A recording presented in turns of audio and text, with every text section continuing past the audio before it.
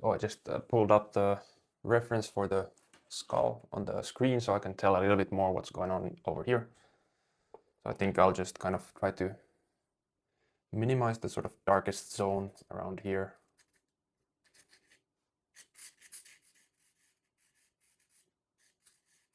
So this area will be the darkest. You can actually just start going in with the Rembrandt over there. Now when handling a soft pastel like this, or whatever medium you want to use for doing the darkest dark, if you choose to do that, it's not necessary in my opinion. Just be careful not to get it in the other areas. As you can see, this is very dark. Actually, I was saying before, that this above is pretty much as dark as the charcoal goes, and we can get even a little bit more dark with this soft pastel. It's like half a step to a step darker. So I want to just apply it very nicely over there. The reason I'm doing this is because we can now establish the range of our darkest dark. But in terms of applying charcoal to the image, I will actually start applying the darker stuff first in the middle section. I'll tell you a bit later why I do that, but I'm just starting outside the skull itself because this is the darkest stuff we have in the image, and it's good to have a reference point so we don't leave these things too light. I want to be very accurate with this stuff so we don't push any of this dark stuff that is hard to erase towards the light stuff over here. I think there might be just a little bit of the dark stuff happening underneath here as well, where the skull is sort of touching the table. We'll just leave it like that. Just a little bit is probably enough.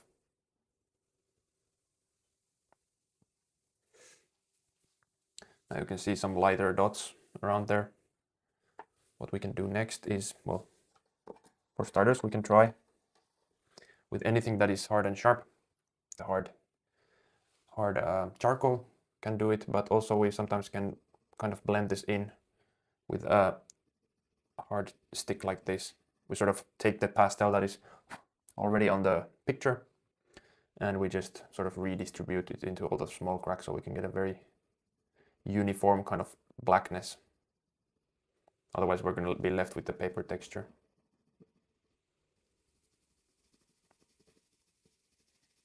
So yeah, we don't really need more of the pastel. We just need to rub it in.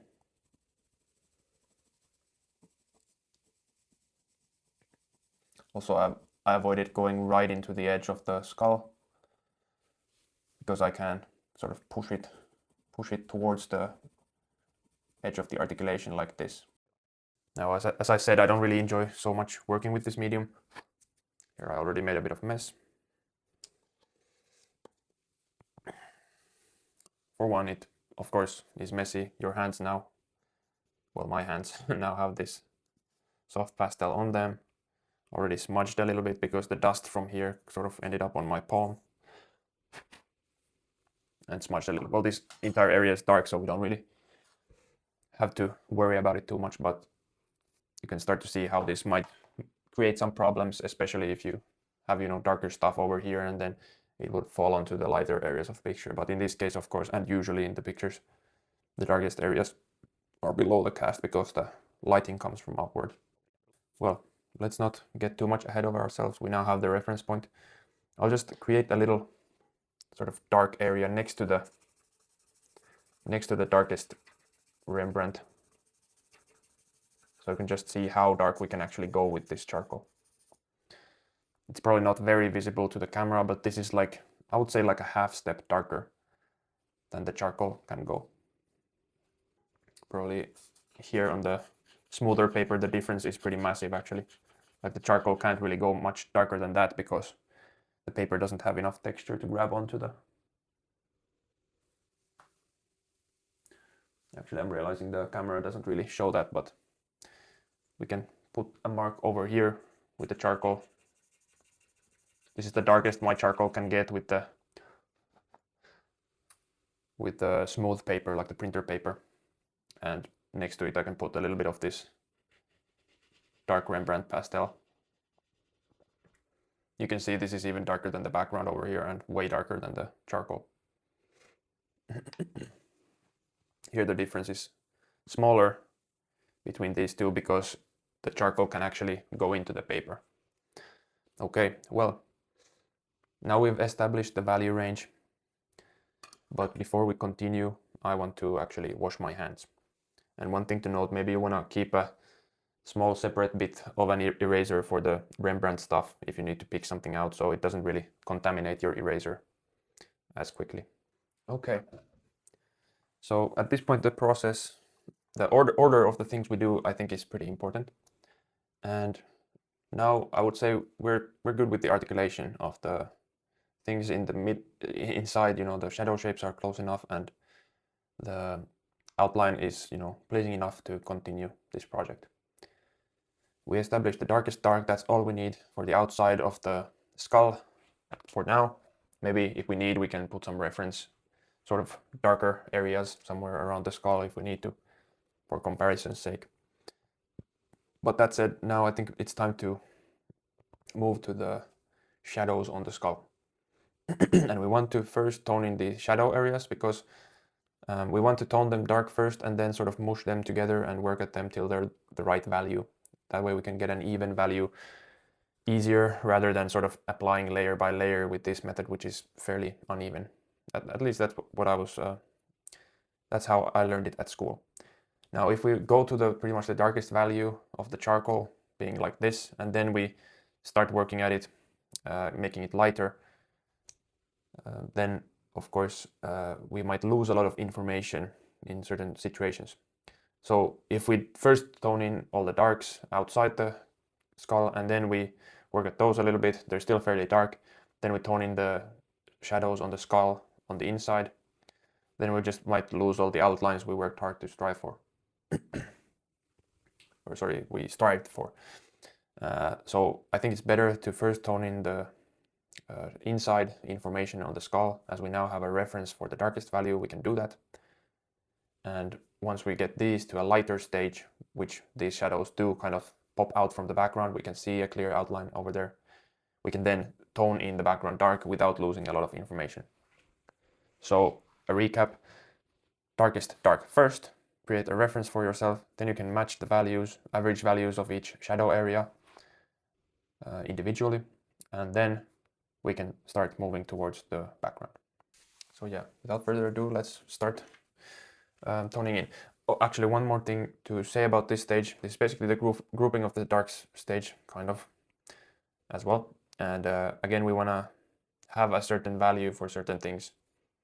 In this case, I wanted the sort of darkest area of the shadow to be this darkest value, and then the next darkest thing will be the, which is basically just pure charcoal, is the rest of the shadow areas on this table. And on the skull, we're just gonna match the values we're seeing with each average shadow area, being fairly dark, but also they have quite a bit of reflected light from the lighter portions of the cast. And an important note, normally I would recommend you do this, again, you take the drawing off the easel, you do it in a horizontal manner. And the reason is because you're toning in these areas, there's a lot of charcoal dust just coming out, you're going to be working at it, it's all going to fall down from the drawing as you're working. If you work horizontally, that will not happen.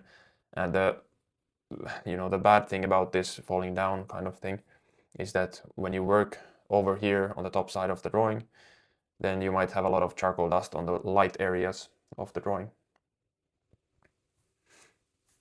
So yeah, to avoid that, you can just take it off the easel. I won't, because again, I'm filming, I'm demonstrating. It would create a whole new setup for me to sort of take it off the easel and then figure out how to film that, so I won't do that. So yeah, we want to be decently accurate, but also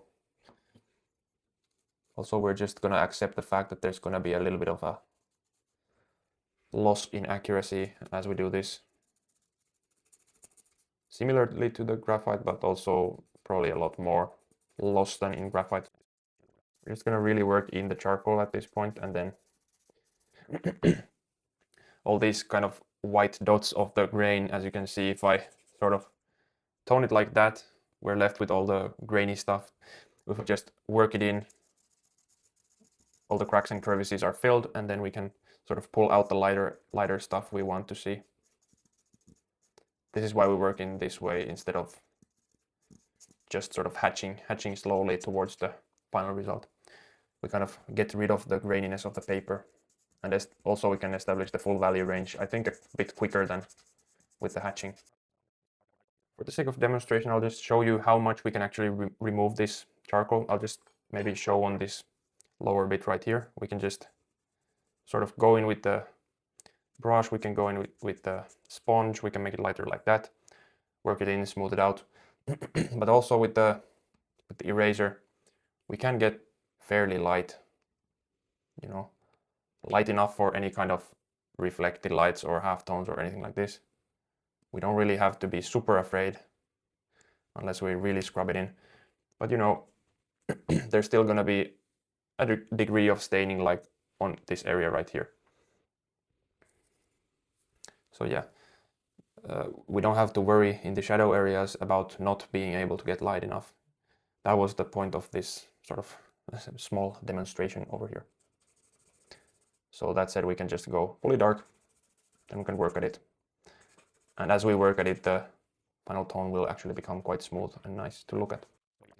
And yeah, so this point was also about not having to worry about the dark halftones, as this gets way lighter than the dark halftones. So we don't have to, you know, stay very strictly in the shadow areas. Obviously, that's the sort of goal here, but should we not be able to pull it off, then it's a-okay.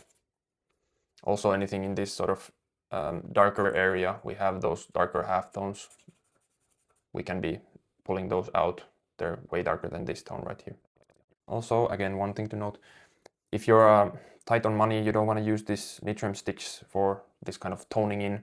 You could also go just for the soft vine charcoal. That is the cheapest kind of charcoal. Those will create a tone that is as dark as this. It's just more soft, more sort of brittle. It doesn't hold a point, but for, you know, massing in large areas like this, it's I think a-okay to use that, and then use the more expensive stuff for the like the drawing part of the project. And perhaps you can start to see why I said we're going to lose some information. That is exactly because, well, the charcoal kind of tends to leave this fuzzier outline when we're scrubbing it in like this. So it's not gonna leave us a very, you know, sharp, crisp outline in any ways. That's why I'm not very fussy with the articulation in this case. I want it to be accurate, but I don't want the line quality to be anything, you know, special. Working with the sponge a bit like this can just get us, sort of rid us of the excess charcoal dust that is kind of occupying the surface. We get to see what the actual value is underneath all that charcoal stuff. The stuff that is actually sticking to the paper. This is already now, you know, let's say a value 8 kind of range for us. If we get to the full charcoal value, it's like 8.5 on this scale. If the 9 is the Rembrandt stick, that is not charcoal at all. Also, working with the sponge like this, if there's any, you know, lighter areas that haven't got the charcoal in it, we can just work it in a little bit like this. Working with tools like this, obviously, you can see like I can barely get any thinner than this area right here. So we're gonna lose a bit of information. I'm just gonna go on and talk about losing information. Doesn't sound great, but that's just how it is. And now you can see I can start to just pull out a nice light value with the bristles of the brush. We're starting to see the contrast between this area and that area up here. So perhaps it's a bit hard to see right now, but what I'm looking for is the contrast between this dark area over here and the dark area over here. To even boost the effect, I can just demonstrate for you how like it's looking on the picture right now. This area is a little bit darker than the laser printer could go. So now you can see like the contrast is really,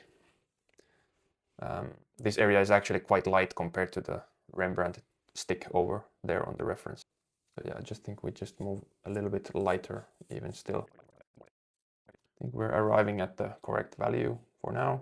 We'll be obviously making changes with the variations and all that stuff, but we want a sort of in the ballpark average value for the shadow areas.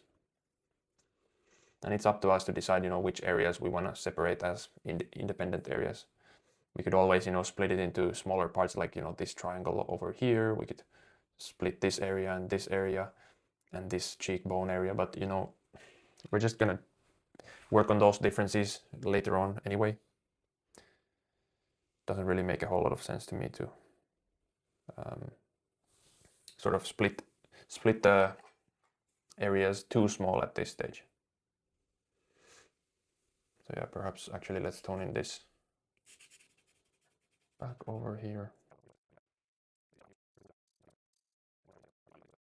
Leaving this area a little bit darker, which is what it appears to me. This area over here is a little bit lighter, but we'll pull that out later when we start looking for the bigger differences between the tones.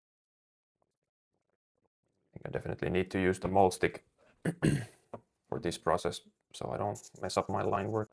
Whenever I see there's a bunch of dust accumulating on the lighter areas of the drawing, I'll just blow that off so it doesn't have the time to sort of pile up and stick to the paper.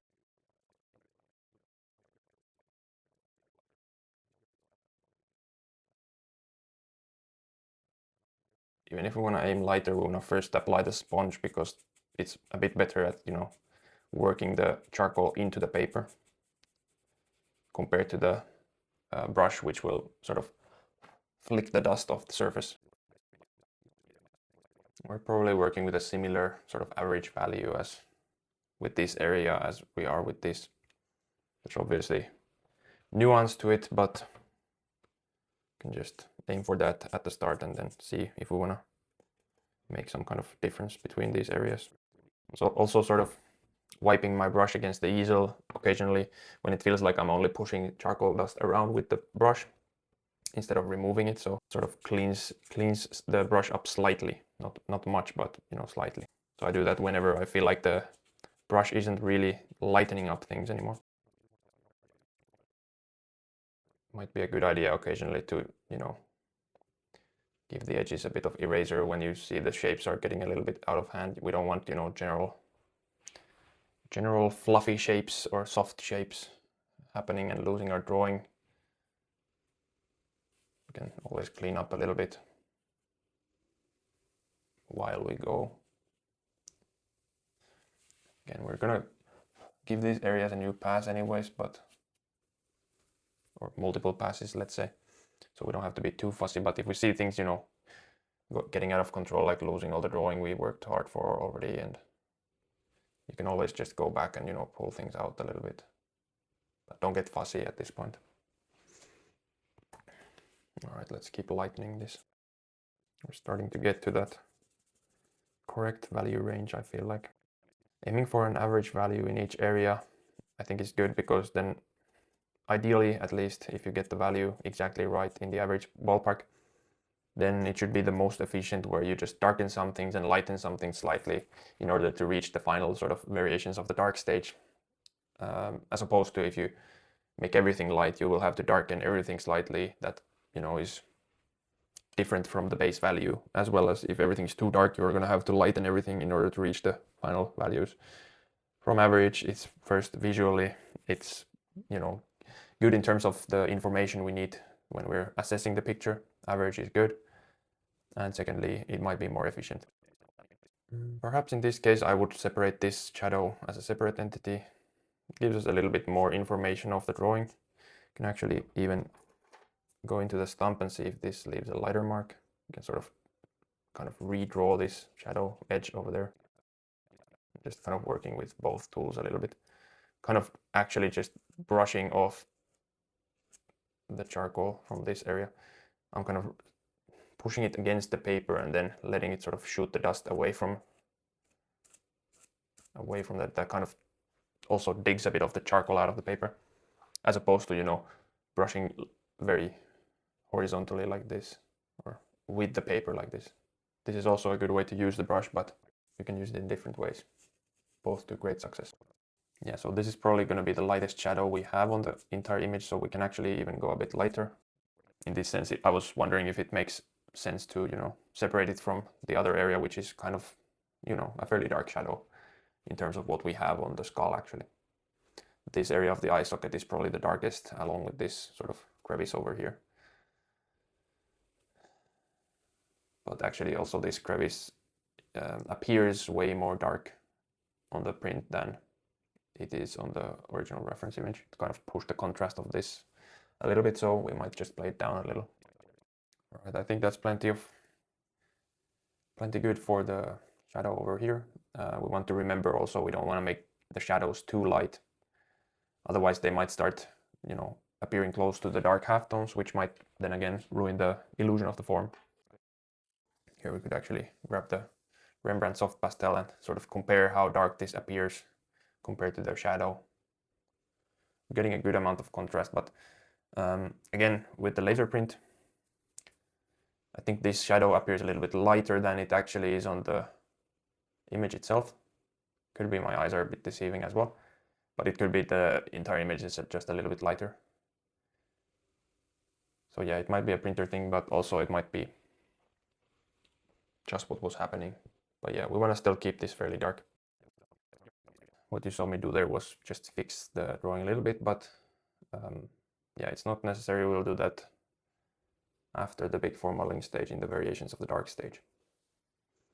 Again, the fixing of the drawing makes a whole lot more sense during the variations of the dark stage now that we're working in charcoal rather than graphite, where we didn't have to fix a whole lot of things, but in this project we will have to fix quite a few things.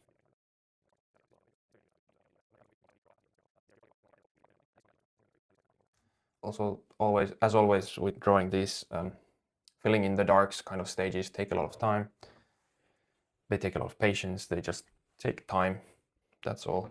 But also the alternative would probably take even more time if you were to sort of hatch your way into the right values, one value at a time, and stuff like this. So even though this kind of scrubbing stage is, at least to me, pretty boring and annoying, and also it's tiring for the arm, and all that stuff. It's just a part of the process, takes time. I'll just try to shut up for most of this portion of the video so I can just speed things up for you guys.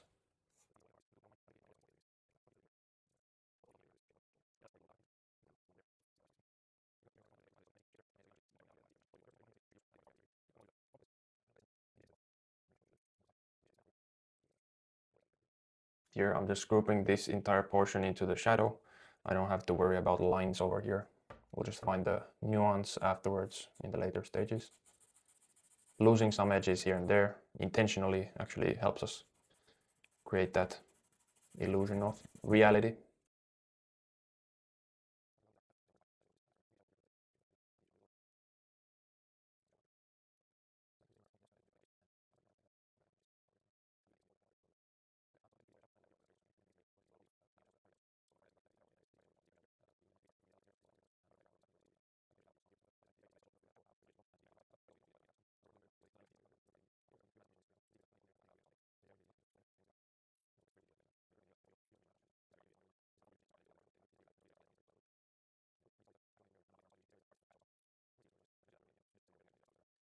All right, we've mapped in the shadow areas. Well, not mapped in really, we toned in the shadow areas. And the next thing I want to do after this stage is just go and clean up anything that would actually be close to pure white in the image. You can see your eraser will leave a mark at this point. The next thing we'll be doing is big form modeling, which will be darkening from this area towards the center of light here. So, this area might be in half tone pretty much all the way, except maybe for this nose area. We will still be modeling there, but we might want to just clean it up a little bit. And again, we're not really here to fix the drawing yet. We'll do plenty of damage to that during the next stage. Get rid of any of these sort of assistance lines, as getting rid of those later after the big form modeling would be a pain. This one as well I think is not very helpful. So yeah, this is all to just try to keep our lights fairly clean. It's it's a losing battle, of course. There's black dust flying all around as we're working, but at least do this small extra step of just trying to clean up the lights here and there, especially after the next stage, which will be working the entire background in a similar manner. Now that we've established these shadows on the inside, we can start working on the background. All right. I took a little bit of a look at this phase of the drawing. I had a bit of a break with summer. I'm not working every day. So I feel like these are still a little bit too dark compared to what the darkest thing we can have. In general, we want to have the shadows as dark as we can get away with, basically, if we want to really like maximize the sense of form. That means we have more range in the lights to work with for the subtleties of the, rendering. But I think this shadow overall is actually really light. So let's just knock it down a little bit more. One thing to support this decision is that we have a very light plane over here in the nose, and then it's all light basically over here. Basically this shadow is kind of in the middle of the lighter areas of the cast, so I think it's a good idea to knock it down a little bit. We'll just try to get kind of as light as we can get with this brush tool. We don't want to make it too light either. That will sort of destroy the separation of the shadows and lights. I think that's in the ballpark. As you can see, the change isn't really massive, but it is remarkable, and I think it's an important thing to do. The more accurate you can get these values right now, the easier of a time you will have in the future when you start working the next stages, as we want to fix the drawing in the variations of the dark stage, which will happen after the big form modeling, which is the next stage. In the big form modeling, we need to have it dark enough so we can make the form turn, and in the variations we will fix the drawing, adjust the little things in the bedbug line and reinforce whatever darks we need to and that sort of thing. So yeah, I think a good average here means that we don't have to change things in the next stages too much. So let's just try to be, as accurate as possible. Also, one thing I want to do at this point is I think I just want to sort of separate this cheekbone area here a little bit from the rest. I think we want to play down the difference we're seeing here a little bit, but still maintain that sense of form. There's two kind of significant plane changes here. There's this sort of vertical cheekbone area, and then it goes into the eye socket, and then it turns into the eye socket, kind of turns inside, and it starts casting a shadow on itself. So we don't want to go too far with this right now because it's kind of a part of the variation stage, but let's just separate these things a little bit, at least at this point. So actually a bit of penumbra or halftone over here, which we kind of missed before we just grouped it in the shadow. It's not fully necessary to bring this out at this point, but we can perhaps lighten this area just a little bit. What I want to try to do here is I want to have the edges that are sort of going to be turning into form. I want to have those fairly accurate value. That'll make things easier. Because if we turn the big form modeling from this value, then we might have, when we lighten up this area over here, then our form that is turning might actually be, in the ballpark of the same value that is in the shadow, and the separation is kind of destroyed at that point. So it might look like the form is starting way later than it is actually in the drawing. Sorry, the reference, but if we make it a little bit lighter, we don't have that issue.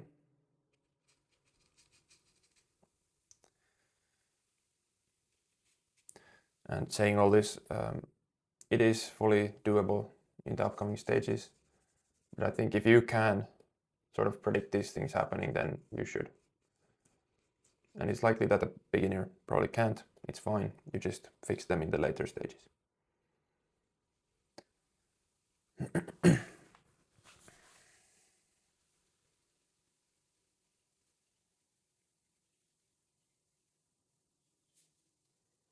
think overall this shadow is a little bit lighter as well. It just has this dark area that kind of makes it feel a little bit darker overall.